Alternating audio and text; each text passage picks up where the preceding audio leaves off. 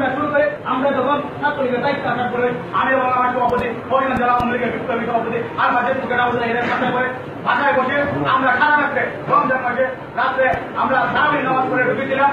পরের দিন আমরা সকাল 12টার সময় আমরা হবিগঞ্জ জেলা ছাত্রলীগের পূর্ণাঙ্গ কমিটি নিয়ে তৎকালীন সভাপতি সিদ্দিকী নাজমুল সভাপতি এইচ এম মজিবুজ্জামান সোহাগ এবং সিদ্দিকী নাজমুল আলমের কাছে আমরা পূর্ণাঙ্গ কমিটি জমা দিয়েছি। কোন কারণে আমরা পূর্ণাঙ্গ হবো না, পূর্ণাঙ্গ কমিটি হবো না, তাদের কি দোষ না আমাদের ভুল? আমি জানতে চাই আমাদের কেন্দ্রীয় ছাত্রলীগের দায়িত্ব সাথে কোন কারণে আমাদের আজকে দীর্ঘদিন যাবৎ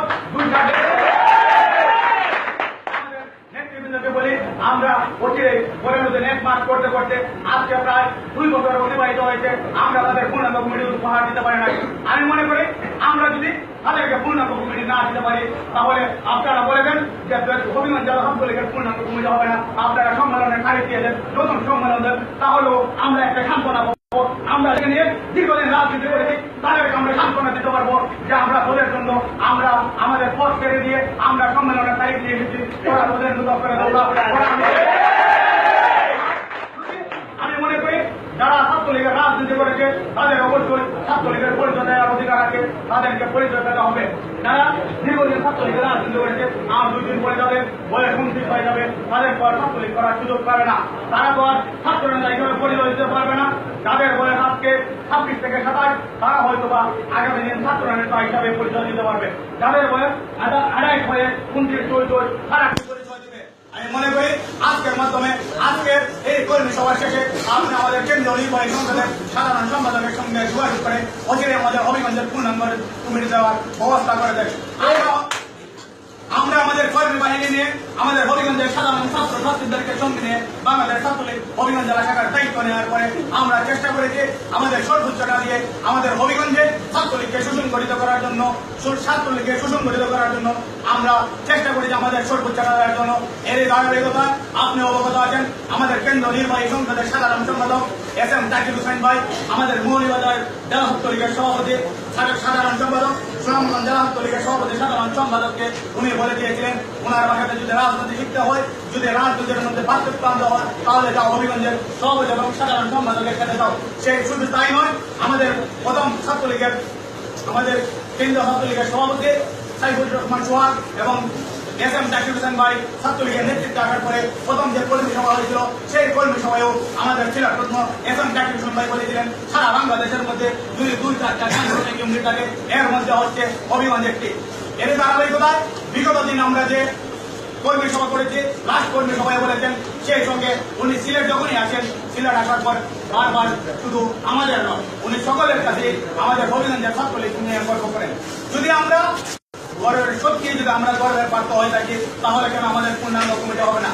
আমরা হচ্ছে এমন একটি ছাত্রলীগ, আমরা ছাত্রলীগের নেতৃত্বে আসার পরে আমরা হাটে মাঠে ছাত্রলীগকে সুসংগঠিত করার জন্য আমরা হবিগঞ্জে এমন কিছু প্রোগ্রাম করেছি। আমরা আমাদের বিগত কিছুদিন আগে আমরা ছাত্রলীগের প্রতিষ্ঠা বার্ষিকী পালন করেছি। আপনি এখানে আনন্দিত হবেন, আপনি যেহেতু আমাদের সাংগঠনিক নেতা আপনাকে অবশ্যই জানা দরকার। আমরা হবিগঞ্জ পৌরসভার মাঠে আমাদের জেলা ছাত্রলীগের যে সম্মেলন হয়েছিল সেই সম্মেলনে আমরা চেয়ার সহ সকল কিছু মিলিয়ে প্রায় 4 থেকে 5,000 মানুষের মাধ্যমে আমরা সেই মাঠ পরিপূর্ণ করেছিলাম। কিন্তু আমরা বিগত দিন আমরা হবিগঞ্জের ছাত্রলীগের সাধারণ ছাত্র জনতা আমাদের আজকে সহযোগিতা করে বলে আমরা বিগত দিন আমাদের ছাত্রলীগের প্রতিষ্ঠা বার্ষিকী পালন করেছি। প্রায় 5 থেকে 5,500 ছাত্র নিয়ে আমরা হবিগঞ্জের যদি আমরা হবিগঞ্জে স্মরণকালে সর্বদা ছাত্র জমায়েত করে দেখাতে পারি তাহলে কেন আমরা আমাদের পূর্ণাঙ্গ কমিটি পাবো না? কোন ব্যর্থতার কারণে আমরা আমাদের পূর্ণাঙ্গ কমিটি পাবো না সেটা আমরা আপনার কাছে জানতে চাই। প্রিয় নেতা, আপনি যে হবিগঞ্জের দায়িত্বপ্রাপ্ত নেতা, আমাদের ক্ষোভ আছে, আমাদের দুঃখ আছে, আমরা আপনার কাছে বলতে হবে, আপনি আমাদের সমাধান দিতে হবে। আপনার মাধ্যমে আমরা কেন্দ্রীয় নির্বাহী সংসদের কাছে এর সমাধান চাই। আর যদি আমাদের কোনো ব্যর্থতা থাকে, আমি এবং আমার সভাপতির কারণে যদি কোনো ব্যর্থতার কারণে যদি আজকে হবিগঞ্জের পূর্ণাঙ্গ কমিটি না হয় আপনারা বলে দেবেন আমাদের জন্য, আমাদের এই দোষের জন্য, আমাদের কোনো জায়গায় কোনো তকদিরের জন্য, কোনো যোগাযোগের জন্য আমাদের পূর্ণাঙ্গ কমিটি হয় নাই। সেই দায়ভার আমি এবং আমার সভাপতি মাথা পেতে নিয়ে আমরা আজকে এই পার্টি অফিস থেকে সভাপতি এবং সাধারণ সম্পাদকের প্রত্যেকে অব্যাহতি দিয়ে যাবো। সত্যি সকল জায়গায় সকল কিছু মেনটেন করে আমরা যদি পূর্ণাঙ্গ কমিটি জমা দিয়ে থাকি তাহলে আমরা পূর্ণাঙ্গ কমিটি পাবো না। আমরা যখন পূর্ণাঙ্গ কমিটি দিয়েছি, পূর্ণাঙ্গ কমিটি দেওয়ার সময় আমরা আমাদের সাথে আমাদের 2 জন ভাইস প্রেসিডেন্ট, 1 জন জয়েন্ট সেক্রেটারি এবং 1 জন সাংগঠনিক সম্পাদক দেওয়া হয়েছে।